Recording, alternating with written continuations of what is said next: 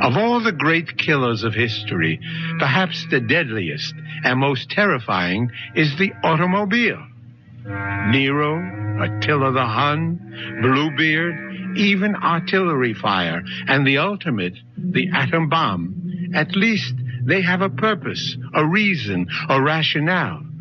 But the automobile maims and kills mindlessly, senselessly. For example, this is old Long Jack here in the studio on a lonesome, mean, wet, foggy night. Saying if you're on wheel, real careful tonight. It's heavy, man, heavy. Oh, shut up, you fool. If you just let Big Daddy help you out, all you... You can't help me, Big Daddy. Oh, I must have hit something. Somebody. Split. I got a split.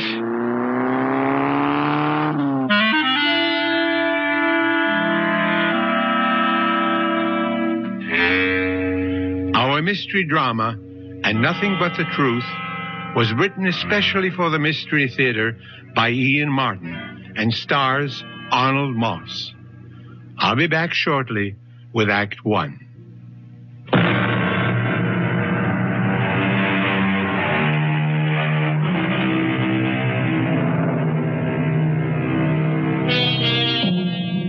Was the accident we heard a few minutes ago another statistic of the road?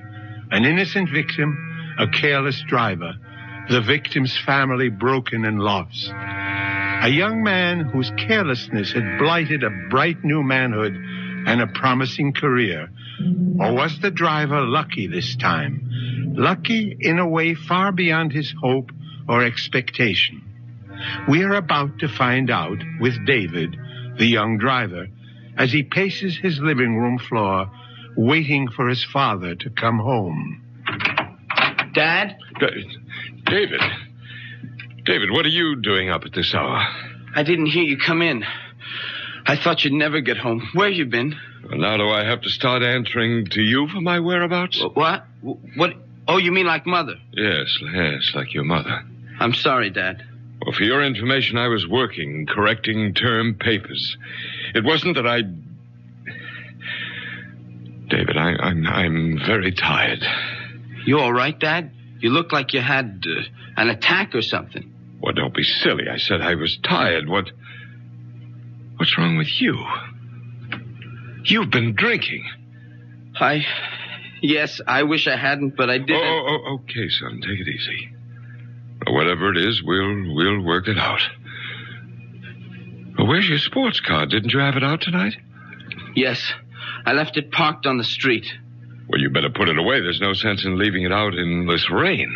Dad, I've got to talk to you. It's about the car. What about the car? I didn't know what to do. I hit the panic button. I ran. Well, what else did you hit? Someone. A man. I'm pretty sure. Down near the railroad. You know where the big curve comes around by the station opposite Franny's place? I think it was one of those old winos that hang around there.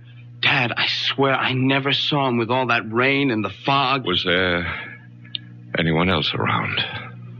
I didn't see anyone. I should have stopped, but all I could think of was that I'd been drinking and the scholarship coming up, and if anything happened, it would kill Mom.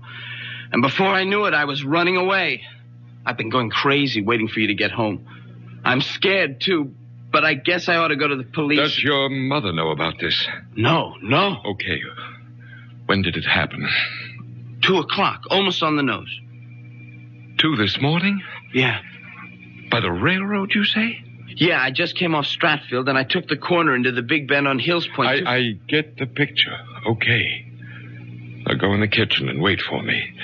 And no matter what, don't let your mother get involved. Where are you going? I'm going to have a look at your car.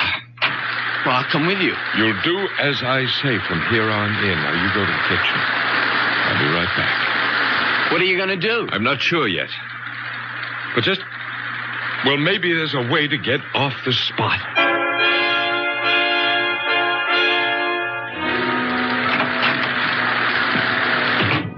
Is your mother still asleep?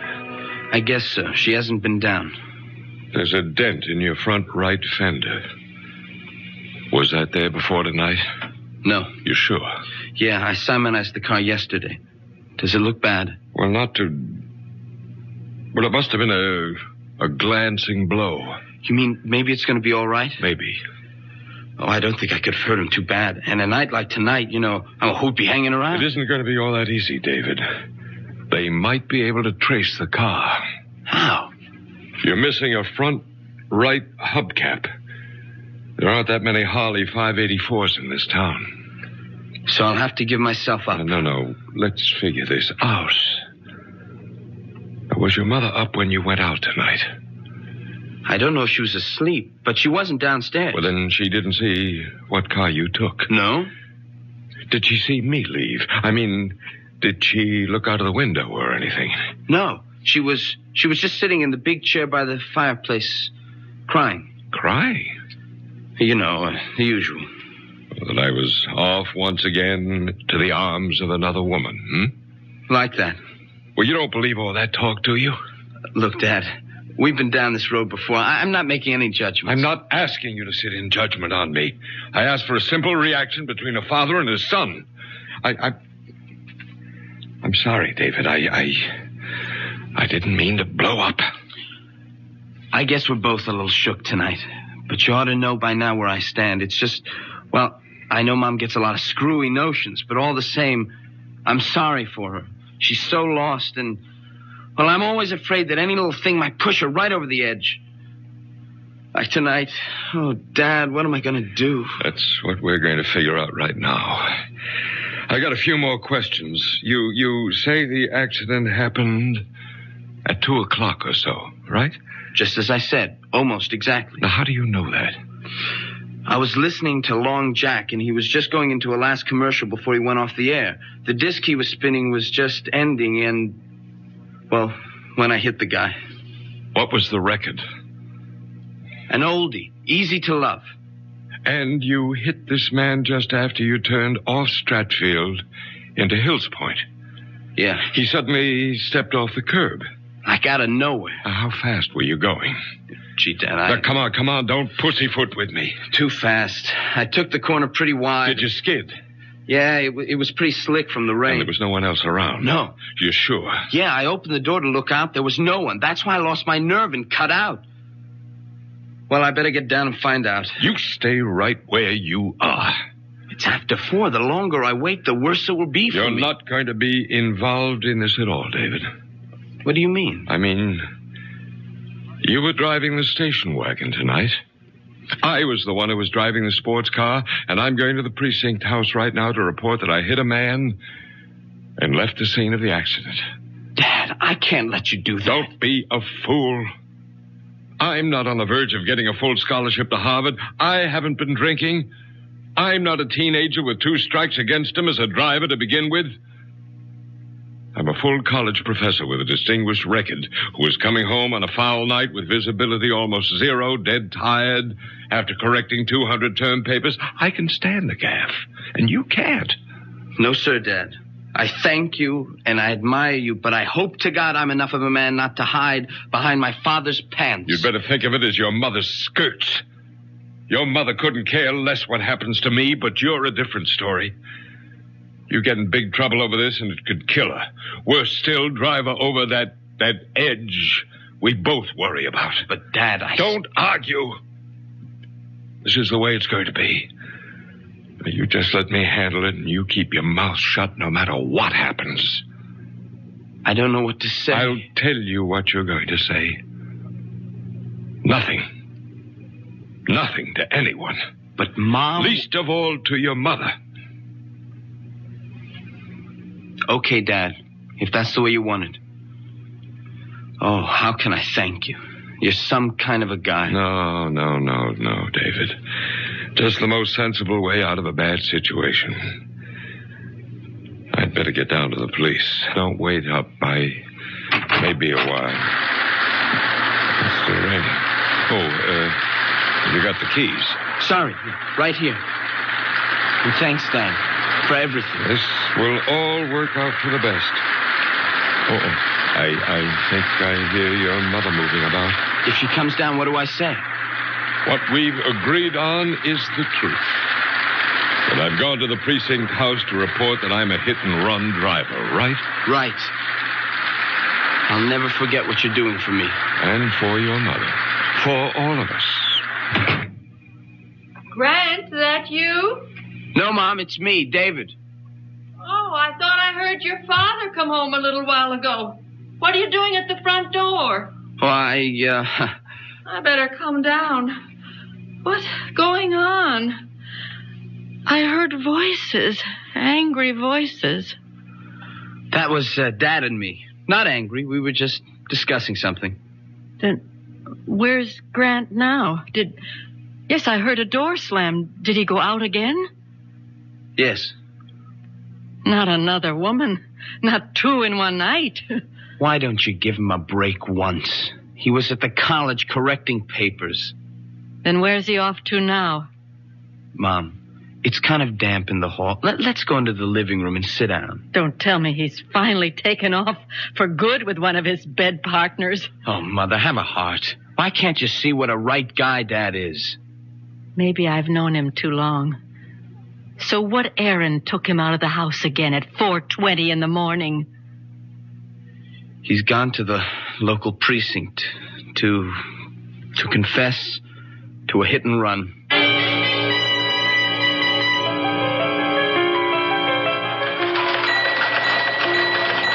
Yes, madam, I understand. I'll have some officers on the way immediately. Well, these are experts in the bomb squad. Oh, yes, ma'am. All the latest equipment. Thank you, ma'am. We do our best at the police department.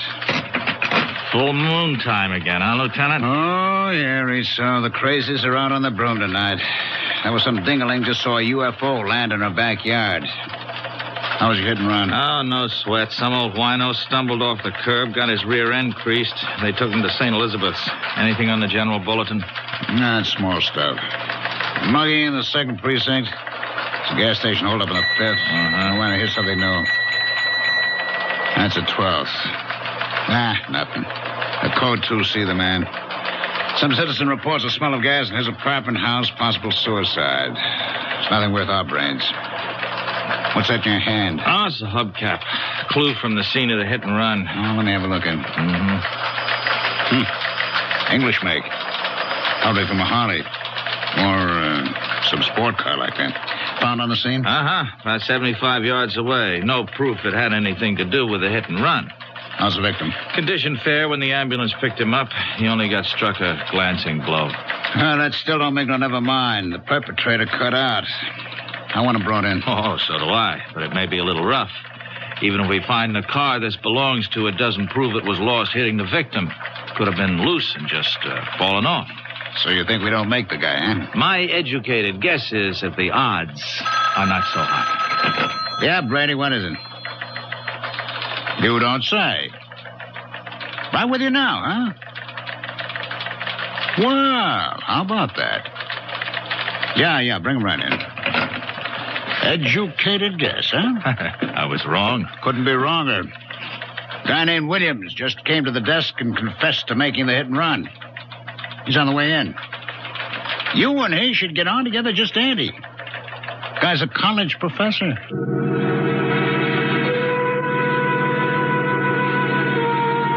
Your father hit someone with the sports car tonight? But that's impossible. How can you say that, Mom? Because he wasn't driving that car tonight. How do you know? You didn't see him leave? No, but I was awake when he drove in, and I could swear, I know he was driving the station wagon. A father's sacrifice for his son. Surely a noble, if misguided, gesture. The question, of course, is, should a young man or anyone be encouraged to evade responsibility?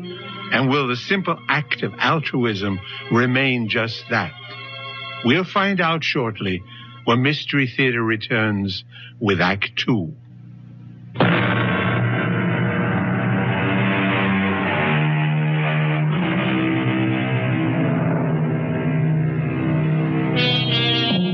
A precinct house in a large city, even at the best of times, is never the most prepossessing spot.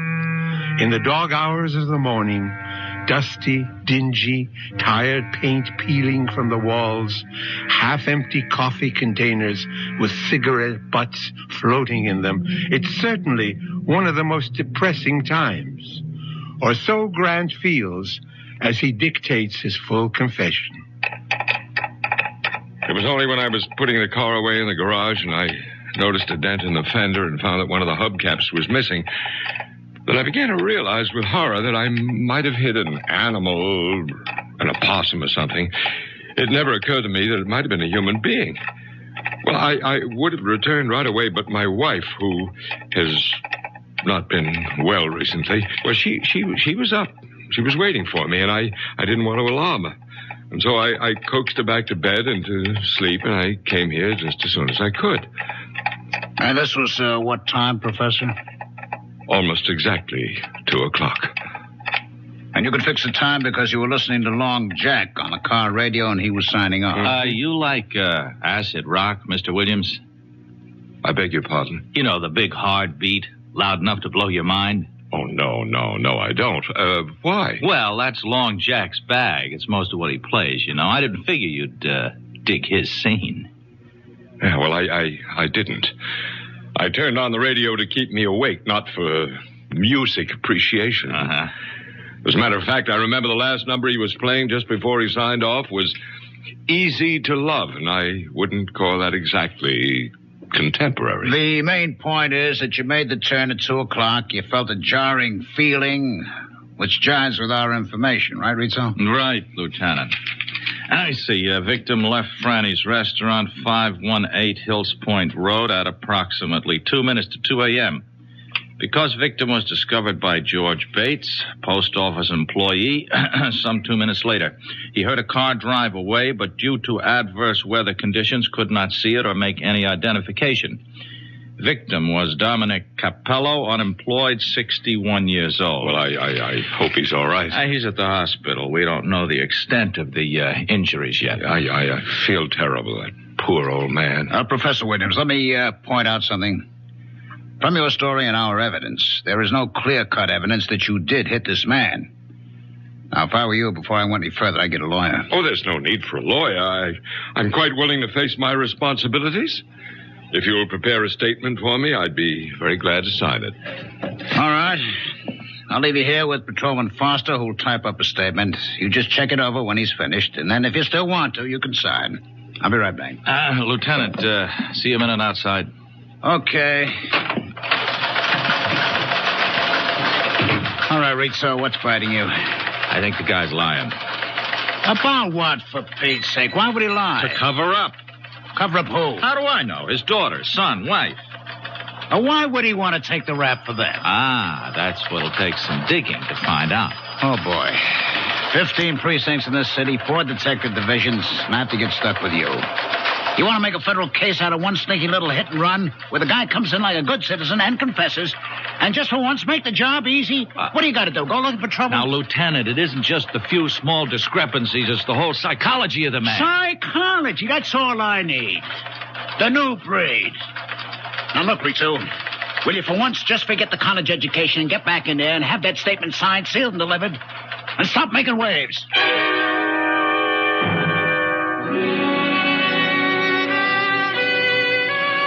Mother, please, will you let well enough alone? I've kept quiet about too many things for far too long, but I can't let this go. I know your father wasn't driving the sports car tonight. Okay, so he wasn't. So you know what that means. Oh, my darling, You want to get me locked up? No, of course not. But why should it come to that? You don't know yet if you really hit anyone or hurt them. I'm not kidding myself. When I pulled away, I tried to tell myself nothing had happened. But now it's all on the table, and I know that guy got hurt. And I'm scared. I'm scared of what they could do to me. Darling, there's nothing to be scared of in being honest, owning up. It was an accident. David, please. Will you let me go? I'm only trying to help you. Oh, sure. Some help you are. I don't understand you, Mother. Look what Dad's willing to do for me, and all you want is for me to turn myself in. I want you to be honest. This is for laughs. Look, Dad went down there to take the blame so he could protect you as well as me. Protect me? Yes. He said it would kill you if anything happened to me. Grant was worried about me? Yes. Don't you ever believe it. Mom, how can you be so bitter? Look what he's done for me. He's got to have an angle. That's unfair. I know you and Dad have problems. I'm not going to try to make any judgments about... Oh, but you do. You make them every day in spite of yourself. And always against me. Mother, I've had just about as much of this as I can take. You know, the curious thing is that I know you love me in spite of everything. Just give me a moment. What is it? I don't stand much chance, do I? I spend so much time upstairs with myself. Very lonely with just yourself. I'm a woman not quite able to cope. A woman with hallucinations. It's something out of Dickens. Living among cobwebs of near insanity and the ghosts of what never was. Mother. Look, it's time I told you. Time I try to tell somebody. I'm a prisoner with a life sentence. Because I can't stop loving. To everyone else, I'm the ghost. But the truth is that the real corruption lies rotting in the very man we both love. David, I don't want to ever see you become like him. I would rather see you dead. That's why I want you to take your own troubles on your own shoulders. Mom, don't you think you ought to lie down? I mean, you're not... It's easy, isn't it, to find a scapegoat, to make someone else responsible? Poor, mad, wasted Marion Williams, married to that intelligent, handsome man, respected by his faculty, worshipped by his students, particularly the girls. Oh, yes, particularly the girls. Oh, Mother, for Pete's sake. No, this time you don't stop me. I loved him so much I forgave all those early affairs. The young children invaded, cheapened. I saved him. I went to those girls. I begged them off. And after you came, the pattern continued. I began to retreat farther and farther. I had the money. That's why I could always keep him. And I couldn't stop loving him. That was the saddest part, wasn't it, David? What? I was the one who ruined him. Without me to cover for him, he'd have been found out long ago. So you see... I don't know what you mean, Mom. I can't discuss what you've been talking about. But that has nothing to do with what Dad is doing at this moment. I'd been drinking. I couldn't have gone to the police. Dad can handle this. Please, leave it alone. And let you spoil yourself just as he did. The rot spread so fast, David.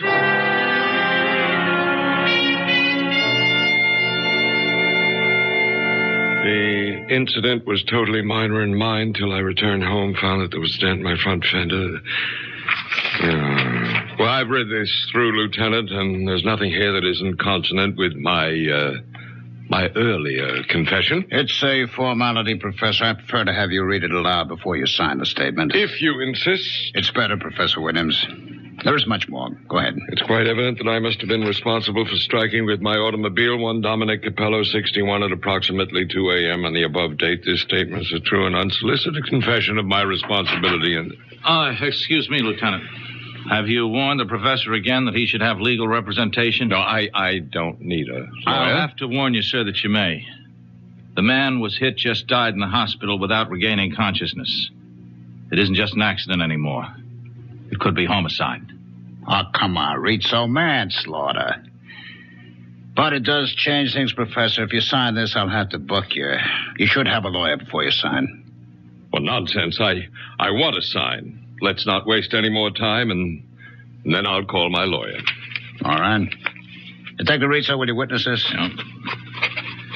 You'll have to be fingerprinted, Professor. Whatever you say, Lieutenant. Foster will take you to a phone first to call your lawyer about bail. Thank you. And thank you, Detective Rizzo. Don't mention it. All right, now, Rizzo, don't say it. I've got to. Something's out of kilter. I never saw a man so anxious to get arrested in my life. He just wants to get it over with and get back to bed. Now, who doesn't? It's wrong, Lieutenant. It's wrong. A cool, collected individual like that doesn't go around hitting panic buttons and taking a powder out of a bad situation. Now, Joe, drop it. Lay off. Don't give me any more of the psychology. I'm just a plain flatfoot who came up through the ranks by sticking to one thing, facts. Let's give the guy a vote of thanks for coming in. My psychology is we leave it lay, huh? You got any other hunches? Save them for the ponies. Okay? Okay.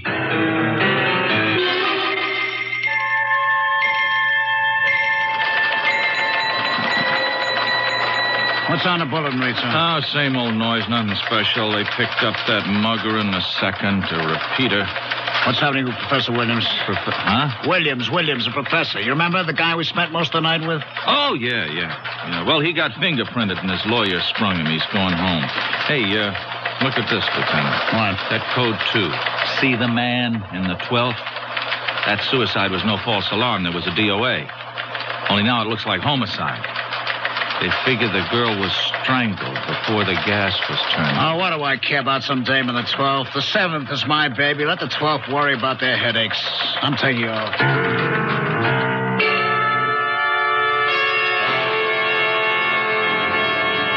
Marion, for the last time, you stay out of this or I'll... You'll what, Grant?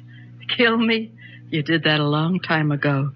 The only reason I clung to any shred of life was because of David. And a fine little mama's boy you made out of him. The moment my back is turned, he runs to you. He blurts out the whole thing. Oh, no, he didn't. I figured out what happened myself.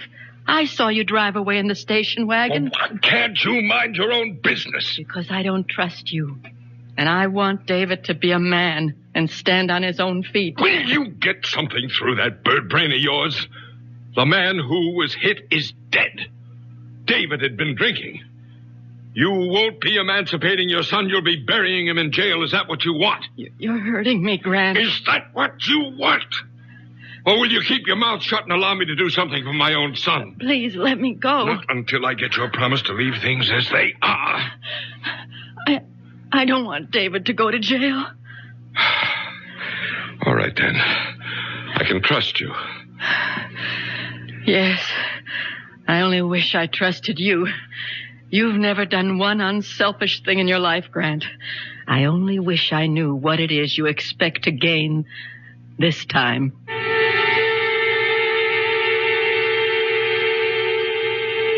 A torturing dilemma for a mother and a father. Is the father right to protect his son, or the mother to feel it would be better for her son to take his medicine? So many other questions pose themselves. Questions which will be answered when Mystery Theater returns shortly with Act 3.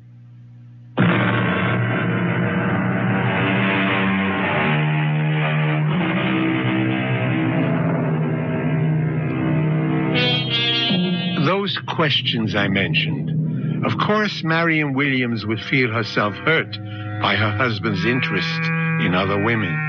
Or is that all in her mind, a figment fantasized by her obvious, shaky mental stability? But then there's also the doubt of Detective Sergeant Rizzo. Let's follow him for a moment.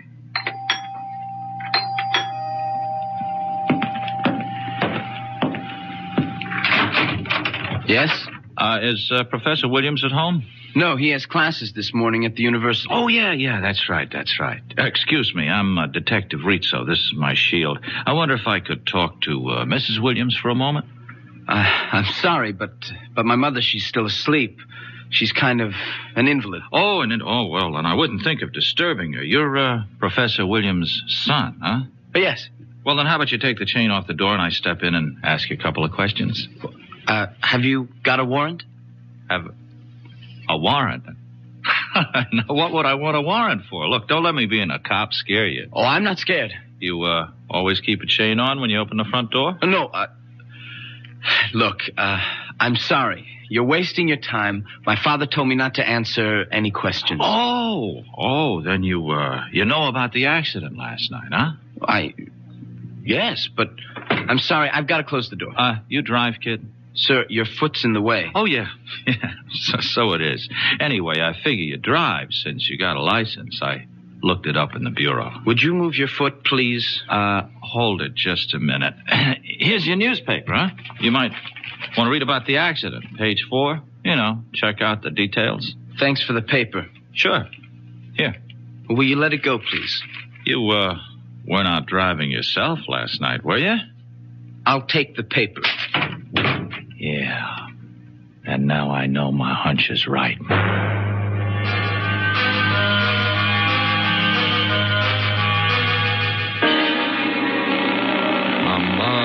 on. Where are you? Hello? David, where were you? Oh, I'm sorry. I was just bringing down Mother's lunch tray. But you never answer the phone. Any mail? Any phone calls? Just a couple of ads. No phone call. Oh, there was, we had a visitor. Who? A Detective Rizzo. What did he want? He said he wanted to talk to you. Then when I said you weren't home, he wanted to talk to Mom. Well, you didn't let him. No. She was asleep, so... He said he wanted to ask me some questions. Good Lord. It's all right. I didn't let him in, and I didn't tell him anything. Well, I hope you didn't. He had no right, no right to... David, you're sure you didn't... No, I didn't say anything, but I'm scared. I think he knows. I think he's guessed that Now, listen to me, David. I don't care what he knows or what he suspects. He can't prove anything if we just stick to our story. Now, you get this straight, David. I'll kill you if you let me down. No, I didn't mean that. I'm just thinking about you. I don't want your life spoiled before it begins. Now, you just remember, a man has been killed. The real truth comes out, you're in trouble. Bad trouble. I know. Just so you remember, both you and your mother. Okay, but supposing that detective turns up again... He won't. You just leave that to me. Just leave everything to me. I will. And don't think I'm not grateful. Oh, I don't know how I can ever pay you back. You just sit tight and stick to our story. That's all the payment I need.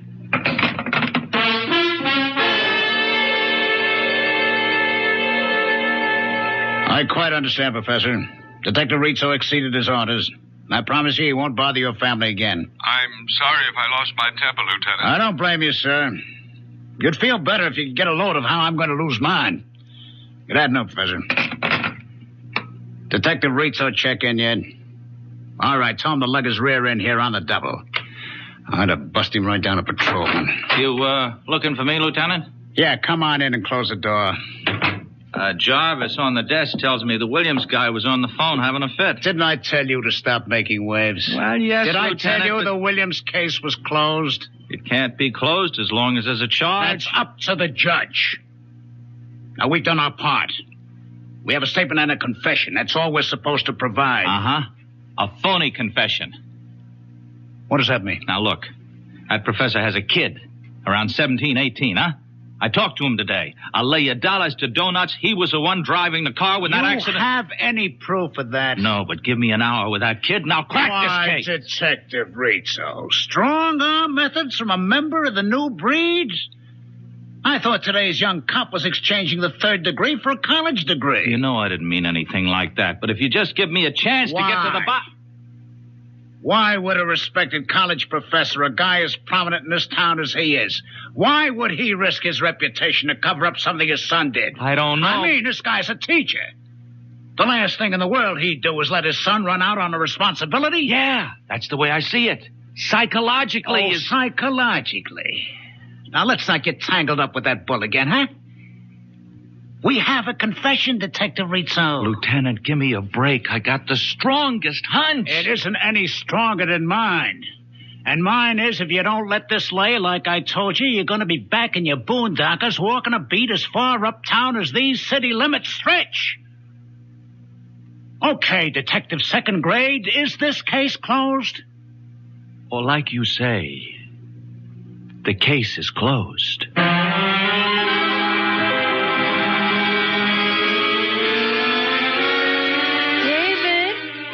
In the study, Mom. You all right? I just want to talk a minute. What are you doing? Just catching up on some homework. David, that man, that detective you said came here, are you sure all he asked you about was the accident?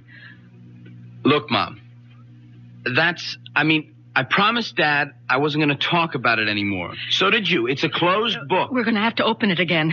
Did he ask you about anything else than the accident? No, but... Look, David, you have got to go to the police and tell them the truth. Now, I promised Dad... David, don't make me go. You promised him, too. You don't understand. Everything's changed. He has to be stopped. There must be some justice. Mom, why don't you go upstairs? Look, don't treat me like an invalid, or worse, a half-wit. Have you read the newspaper that you brought up to me today? No. Do you know a girl named Susan Rowland? Susan? Yeah, kind of. I mean, she was a class ahead of me at school. I guess I rapped with her here and there, but we never dated or anything like that. That her picture? Yes. Front page. What happened? Read the story and find out. Carefully. Then you'll know why your father is so anxious to keep you quiet. David, you're going to find out why the truth has to be told.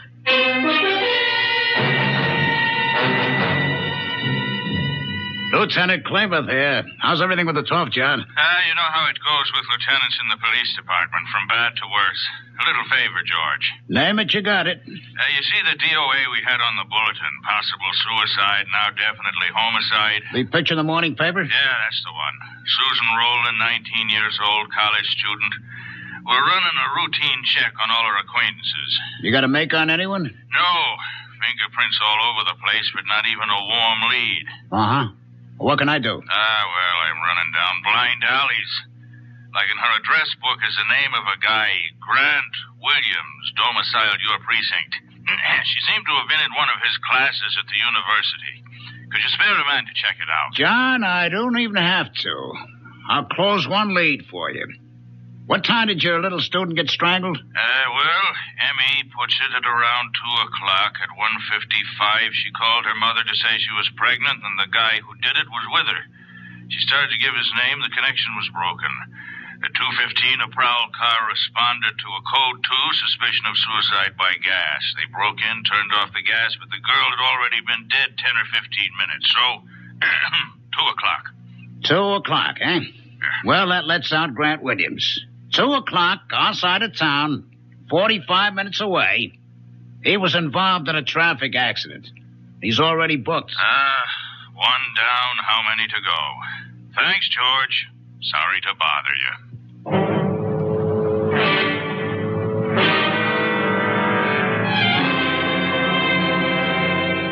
How long ago did he leave? Too late for you to stop him. Oh, I ought to kill you for this. Like you did that poor little girl. No. I didn't mean to. The little idiot refused to have an abortion. She wanted me to marry her. Marry her, for heaven's sake. Oh, and divorce your meal ticket. Marion, please help me. No, not anymore. Anyway, I couldn't even if I wanted to. But, David, maybe I can still stop David. If you could, you'd still have to stop me.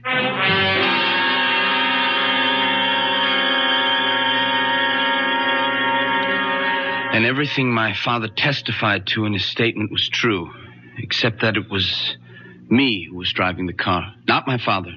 I hit that man, panicked, and drove off. Well, don't look at me, Lieutenant. I have nothing to say.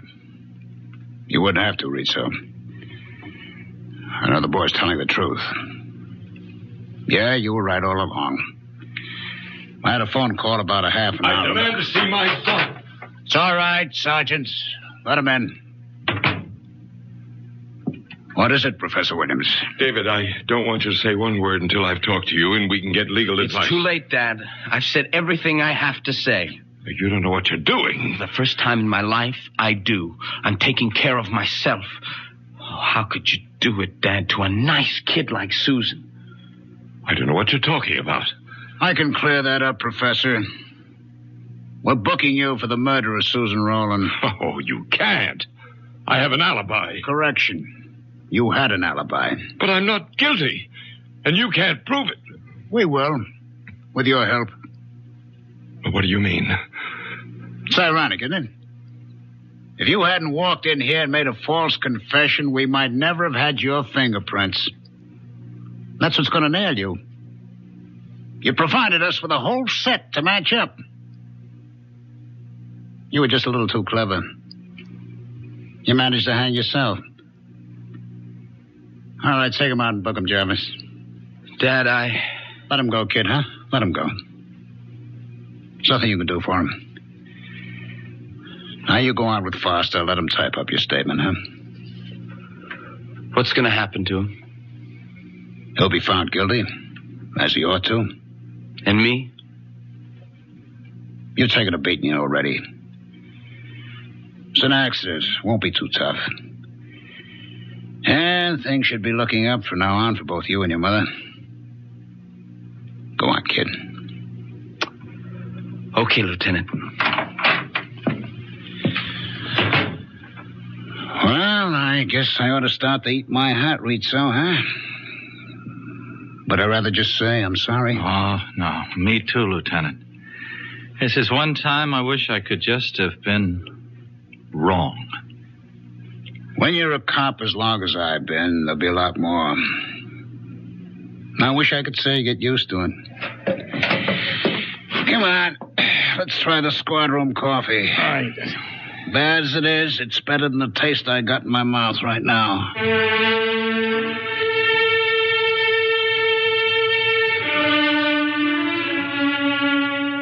I'll be back shortly with a final thought. So Marion's intuition was right, along with Sergeant Rizzo, and David made the first long stride towards being a man. Something else I'd like to say about that. Not every story must have a moral, but I believe this one has. Not that crime doesn't pay, that's obvious, but that the acceptance of responsibility is a cornerstone of life. It is written, "You shall know the truth, and the truth shall set you free." Our cast included Arnold Moss, Ralph Bell, Clarissa Blackburn, William Redfield, and Christopher Tabori. Associate Director, Marlon Swing. This is Himan Brown, Producer-Director, inviting you to return to our Mystery Theater for another adventure in the macabre. Until next time, then, pleasant dreams.